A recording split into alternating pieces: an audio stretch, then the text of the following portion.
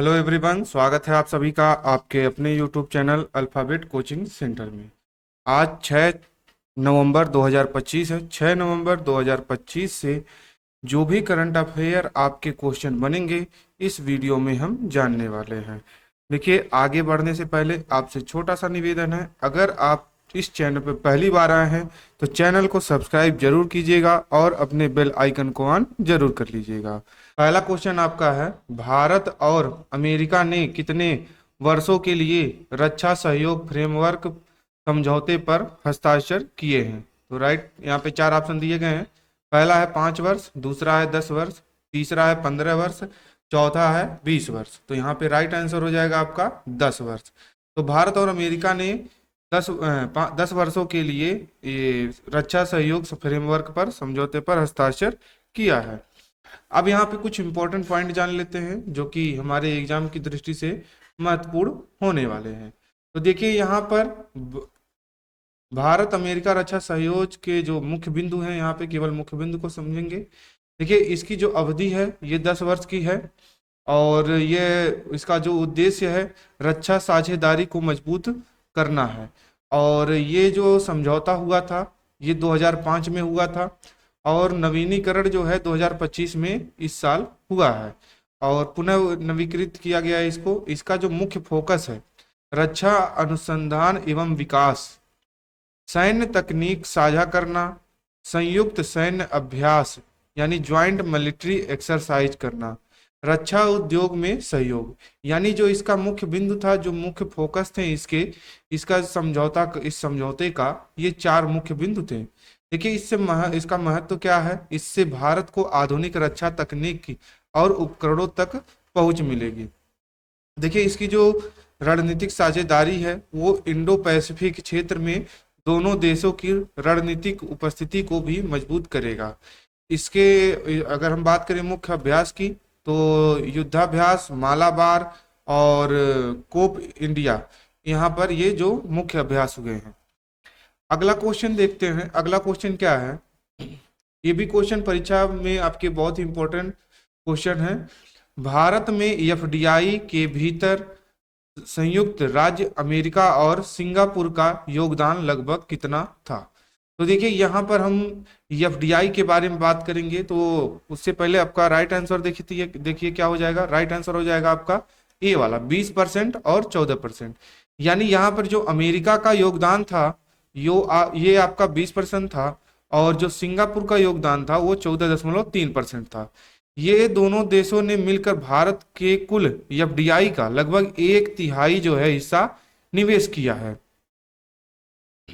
देखिए, एफडीआई का अर्थ क्या होता है उसको हम पहले जान लेते हैं, तभी तो हम आगे इसके पॉइंट को डिस्कस करेंगे। देखिए, एफडीआई का अर्थ होता है फॉरेन डायरेक्ट इन्वेस्टमेंट। यानी जब कोई विदेशी कंपनी भारत में सीधे निवेश करती है तो उसको हम क्या कहते हैं? एफडीआई कहते हैं। ये देखिए, वित्त वर्ष इसका जो है ये जो बताया गया है 2024-25 के बारे में बताया गया है और भारत में कुल एफडीआई लगभग जो है 68.75 लाख करोड़ रुपए रहा है। और मुख्य निवेशक जो देश रहे हैं ये संयुक्त राज्य अमेरिका यानी यूएसए और सिंगापुर रहे हैं। इसको मिला करके जो बात करें, दोनों ने मिला करके जो निवेश किया है वो कुल भारत के कुल एफडीआई का 1/3 जो भाग है निवेश किया है। डॉलर के रूप में अगर बात करें, जैसे हमने बात किया हिस्सेदारी के रूप में 20% और 14.3%, लेकिन हम सिंगापुर के अगर डॉलर की बात करेंगे तो 14.94 बिलियन डॉलर जो है अमेरिकी डॉलर यहाँ पे निवेश किया गया है और अमेरिका के द्वारा 5.45 बिलियन डॉलर का यहाँ पर निवेश किया गया है।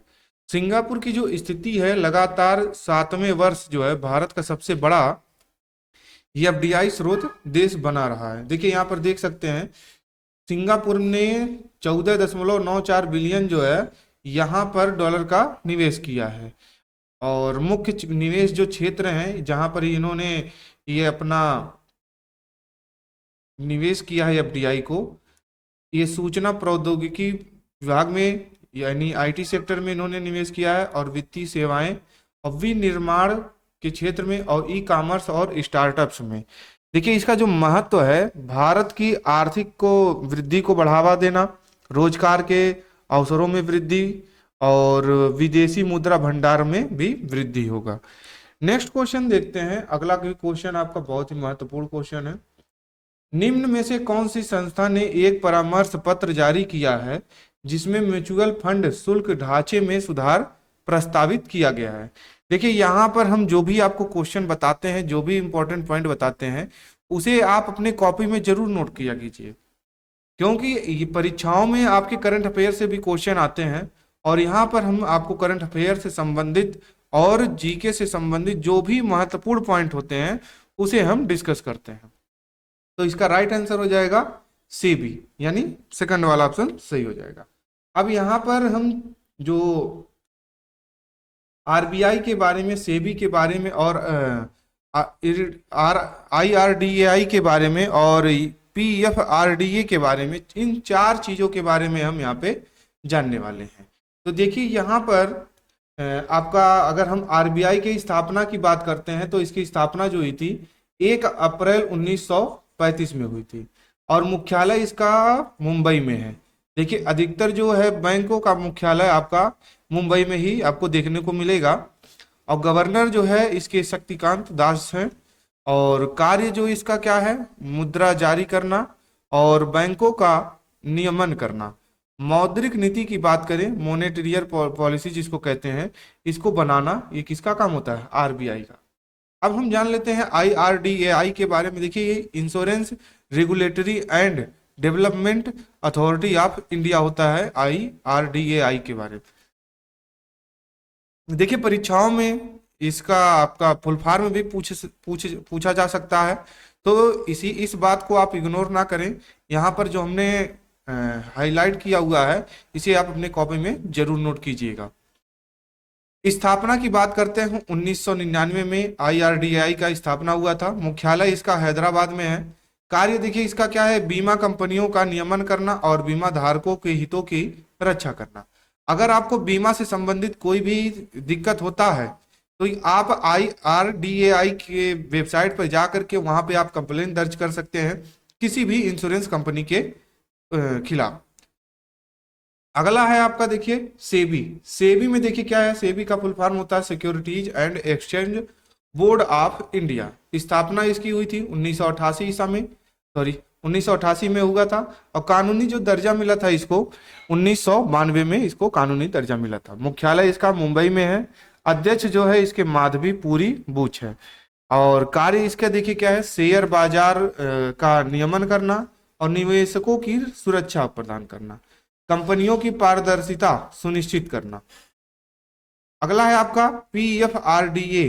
इसका जो देखिए फुल फॉर्म क्या होता है, pension fund regulatory and development authority.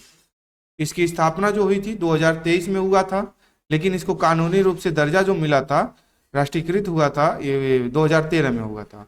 इसका मुख्यालय है आपका नई दिल्ली में और जो इसका कार्य है वो पेंशन योजनाओं का नियमन और राष्ट्रीय पेंशन प्रणाली यानी NPS की देखरेख।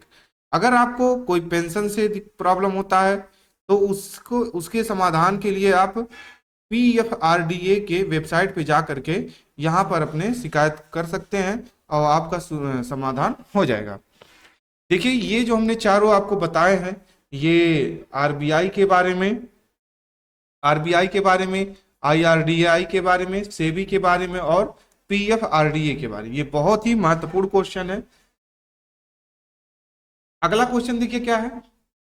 अगला क्वेश्चन आपका क्या कह रहा है, कौन सा देश 26 अक्टूबर 2025 को एशियान में शामिल हुआ था? अभी इसे हमने पिछले क्वेश्चन में हमने इसको बताया था। तो ईस्ट तिमोर जो है ये देश है, ये आपका उसमें शामिल हुआ था। नेक्स्ट देखते हैं, एशियान के बारे में जान लेते हैं। देखिए यहाँ पर हम एशियान के बारे में जानेंगे कि एशियान का फुल फॉर्म क्या होता है। इंडिया समिति 2025 की जो इम्पोर्टेंट पॉइंट है इसको हम जानेंगे और कार्यक्रम देखिए क्या है, एशियान इंडियन शिखर सम्मेलन 2025 और स्थान जो है इसका जो हुआ था आयोजन वियतनाम में हुआ था और इसकी जो प्रतिनिधित्व किए थे ये प्रधानमंत्री नरेंद्र मोदी जी ने किया था। इसकी जो घोषणा हुई थी वर्ष 2026 में हुआ है, होगा। और मुख्य घोषणा यही था कि 2026 में होगा। और एशियन यानी India year of maritime corporation, उद्देश्य इसका क्या था, भारत और एशियान देशों के बीच जो है समुद्री सहयोग को बढ़ावा देना, यानी सागर रणनीति को मजबूत करना था, मेन इसका उद्देश्य था। इसका जो गठन हुआ है, इसका जो फुल फॉर्म होता है आसियान का, इसका फुल फॉर्म होता है association of south east Asian nation होता है। गठन की हम अगर बात करते हैं तो गठन इसका हुआ था 8 अगस्त 1967 में इसका गठन हुआ था। सदस्य की हम अगर बात करते हैं तो सदस्य देखिए इसमें 10 देश थे। और कौन कौन से देश, इंडोनेशिया था, मलेशिया है, Singapore, Thailand, Philippines, Vietnam, Laos, Myanmar, Brunei, Cambodia. Bharat और एशियान के बीच जो संबंध है, भारत ने 1992 ईसा में, सॉरी 92 में एशियान के साथ जो है सेक्टरल डायलॉग पार्टनर के रूप में जुड़ाव किया था। देखिए इसका अर्थ ये होता है कि ये एशियान का सदस्य तो नहीं है, लेकिन एशियान में इसका भी भूमिका होता है। देखिए 2012 में यह साझेदारी स्ट्रेटेजिक पार्टनरशिप में बनी थी। महत्व देखिए इसका क्या है, व्यापार, सुरक्षा, पर्यटन और नौवहन के क्षेत्र में नए अवसर, हिंद प्रशांत क्षेत्र में भारत की भूमिका को मजबूत करना। ये थे एशियान से संबंधित महत्वपूर्ण पॉइंट।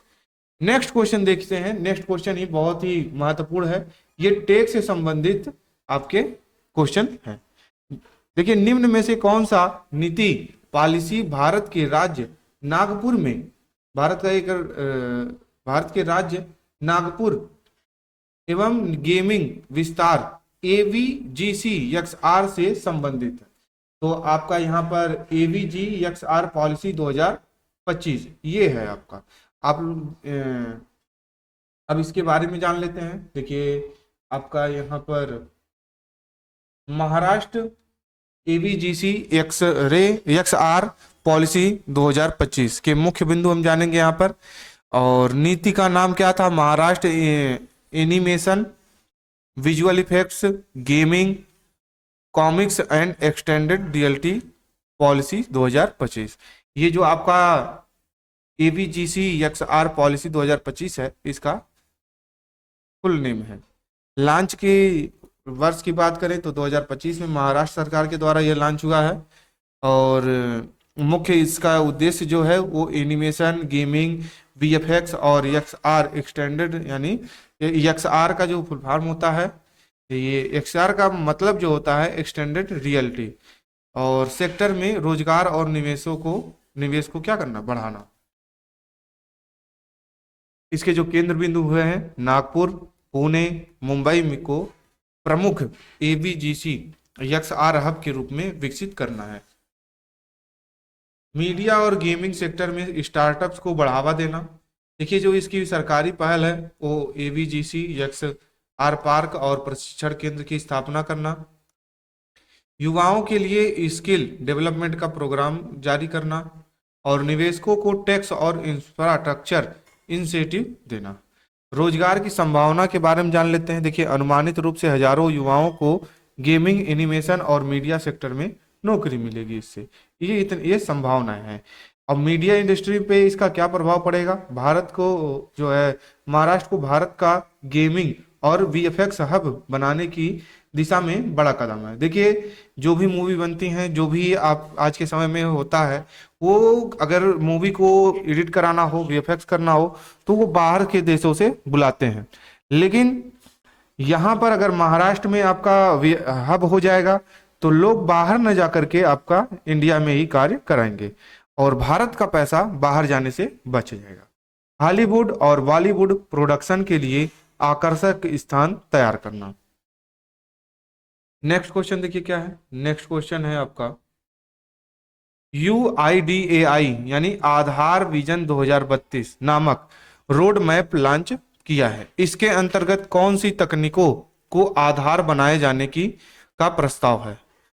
तो आपका यहाँ पर राइट आंसर क्या हो जाएगा,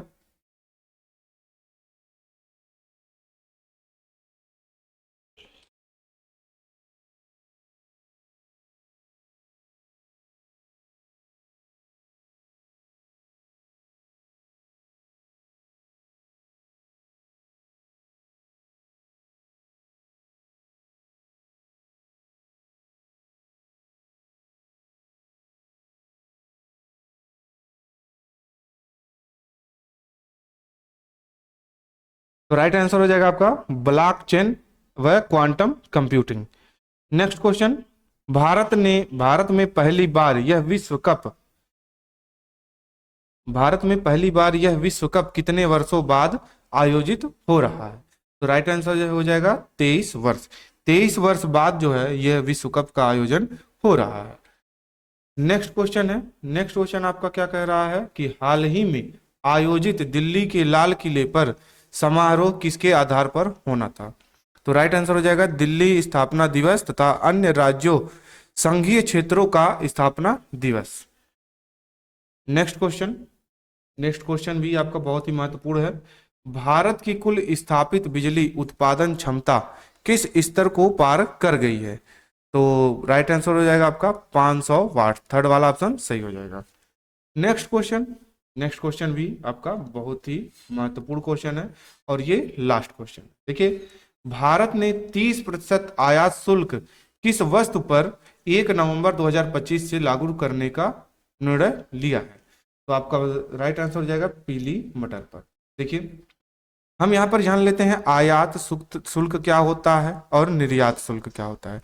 देखिए, अगर कोई भी सामान, कोई भी देश अगर दूसरे अन्य देश से, जब अन्य देश से कोई भी वस्तु अपने देश में मंगाता है तो वो उस पर जो टैक्स लगता है वो आयात शुल्क कहलाता है। और अगर अपने देश से दूसरे देश में भेजा जाता है तो उसको हम निर्यात शुल्क कहते हैं। उस पर जो टैक्स लगता है वस्तु के दाम से, उसे हम क्या कहते हैं? आयात शुल्क कहते हैं। जैसे हम लोग जीएसटी देते हैं अपनी कोई भी वस्तु खरीदते हैं, तो उसी प्रकार से तो अगर हम किसी देश से वस्तु को मंगाते हैं तो और भेजते हैं तो उस पर जो शुल्क लगता है वो क्या कहलाता है? आयात या निर्यात शुल्क कहलाता है। हमारे द्वारा दी गई जानकारी अगर आपको पसंद आई हो तो वीडियो को लाइक और शेयर जरूर कर दीजिएगा। अगर आपने हमारे चैनल को सब्सक्राइब नहीं किया है तो चैनल को सब्सक्राइब जरूर कर लीजिएगा। अगर आपको इस वीडियो में कोई भी त्रुटि दिख रही हो तो कमेंट बॉक्स में जरूर मैसेज टाइप कर दीजिएगा। मिलते हैं अगले वीडियो में, तब तक के लिए थैंक्स फॉर वॉचिंग।